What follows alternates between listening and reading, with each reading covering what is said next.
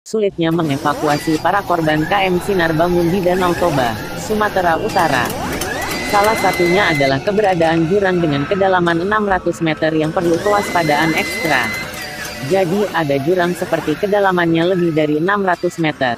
Kalau sampai masuk ke sana semakin sulit lagi evakuasinya. Jadi kita memang harus dipikirkan planning bagaimana mengangkatnya, kata Suryan. Saat jumpa per di kantor Basarnas, Jakarta Pusat, Kamis, tanggal 28 Juni tahun 2018. Selain itu, Suryanto juga menjelaskan mengapa korban yang sudah meninggal dunia tak terapung.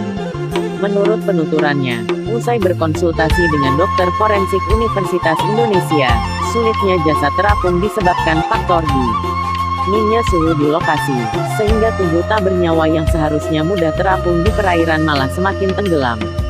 Jadi kenapa jasad ini tidak muncul ke atas?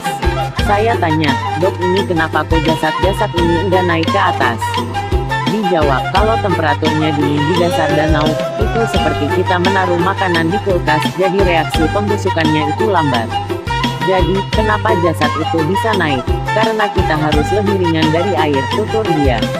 Hingga saat ini, 24 korban KM Sinar Bangun telah berhasil ditemukan tim gabungan.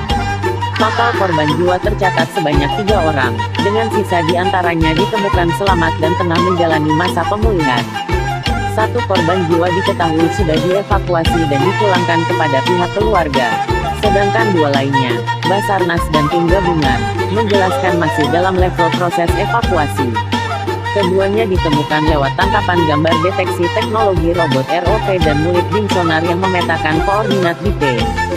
450 meter di kedalaman air.